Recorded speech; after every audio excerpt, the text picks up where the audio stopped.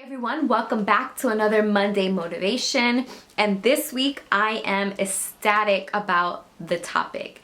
Have you ever just wondered, who am I? You know that you are a living human being, but who are you really? What is your makeup? Why do you do the things that you do? Why do you respond certain ways? Why are you connecting with one person but you completely clash with another? Has it ever happened to you? Because it's definitely happened to me, and for such a long time I just didn't understand myself.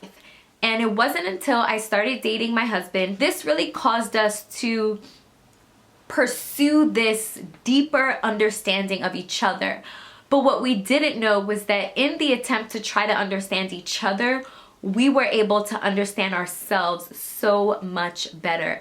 And the way that we did that was by taking 3 different tests. All of them you take online, but one of them you do have to pay for.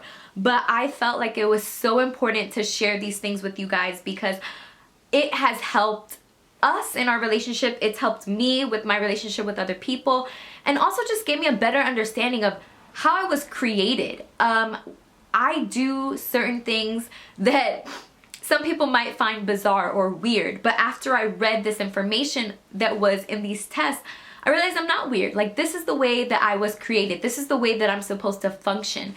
And that gave me so much more confidence because I've been given other skills and other talents that are making me who I am supposed to be.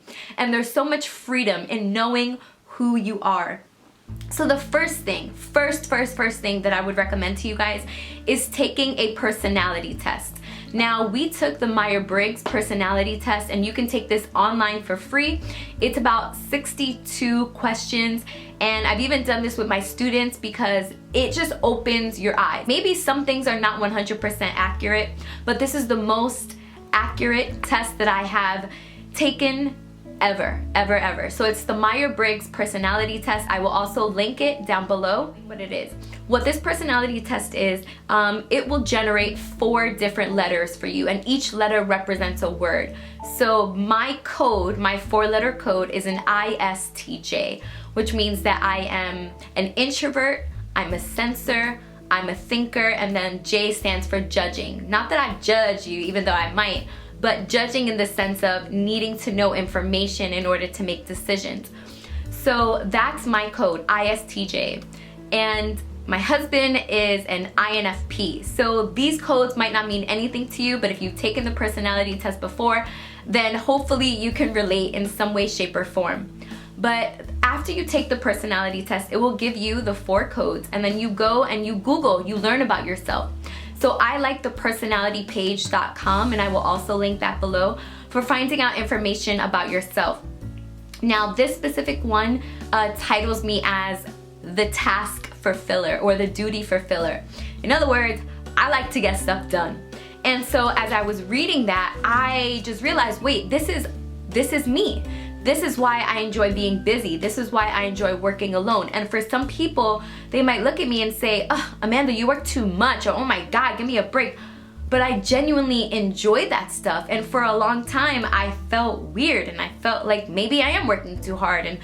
But I get a sense of satisfaction, and this test confirmed that I'm not some Looney Tune, but that this is my makeup. This is how I was created. I was created to wanna do things and get things done. About the test is that it doesn't just talk about you like inside, but it also explains how you interact with other people. So it's going to help you understand who you are and why you do what you do, and then so that you can become way more comfortable in yourself. The second one that I would suggest is taking the 5 love languages test. You can also take that online. Again, it will generate your top 2 love languages. It will put them in order from 1 to 5, but your top 2 are usually your strongest. And this is, again, it's not just your love language in a relationship. It's your love language the way you relate to people altogether. And you wind up getting a better understanding. For most of us, the way that we communicate with relationships, the way we love people, is based on how we want to be loved. But the way you want to be loved is probably not the same that someone else wants to be loved.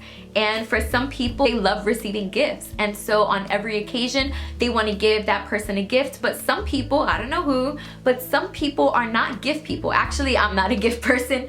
I don't care about getting a gift. I want you to tell me that you love me and I want to just stay home and watch a movie. I don't really care about receiving gifts.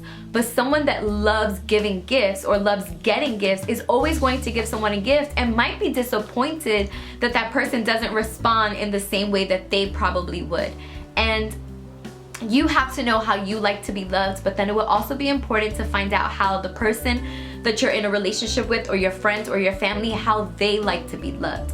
My top two are acts of service and quality time. Because I am such a task fulfiller, if someone helps me complete a task, even something as simple as doing the dishes, or helping me with my heavy purse, like that shows me that you love me, because I'm so big on getting things done that if someone helps me get things done, then it's proving to me that you love me. So even those two tests, the personality test and the 5 love languages, I can already see connections between my personality and then also how I want to be loved and how I feel the most loved. And then the last test that I want to share with you guys is the Strength Finders test. So this is the book. It's called Strength Finders 2.0, and this is the one that you actually have to pay for. And I believe it's like 30 bucks. You buy the book and every book comes with a code, and inside that code you get to take the test online, and it will generate this lengthy report about you. And everything is completely tailored. So Miguel and I did this with our friends, and even if your top 2 strengths are similar to someone else's, the way that you answer the survey is going to generate a different response even to how you work in those environments. For example, my top 5 are achiever, relator, responsibility, focus, and discipline.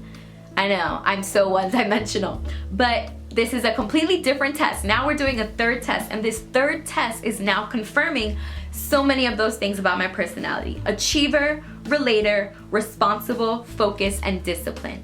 Those things, when I read those 5, that sounds like the task fulfiller.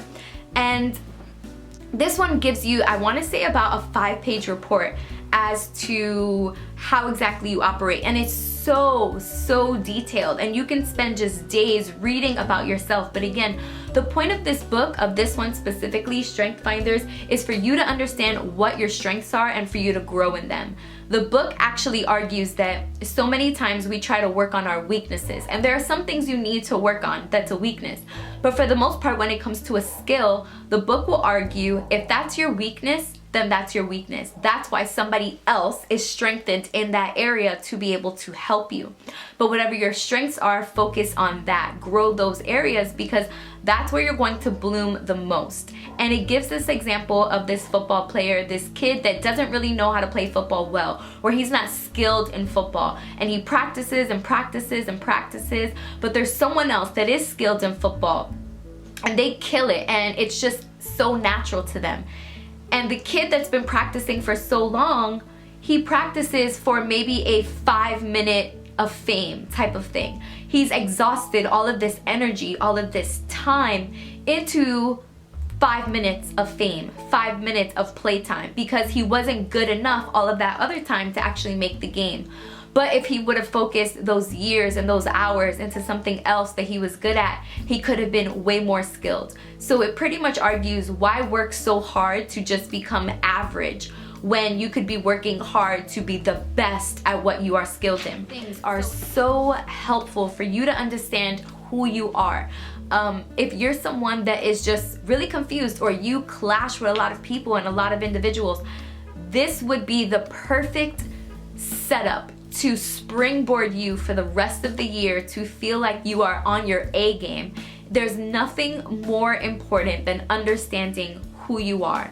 And especially if you're a teenager, that might be something that you're trying to figure out. Even as an adult, I took these tests when I was an adult, and I still did not fully understand myself. But I think that these 3 are great tools. And so I hope that you guys enjoyed this Monday motivation. I know this was a little bit more lengthy than my other ones, but I felt like it was so important to share these things with you guys. Make sure that you read up on yourself, because it is so important to know who you are. I'll see you guys next week.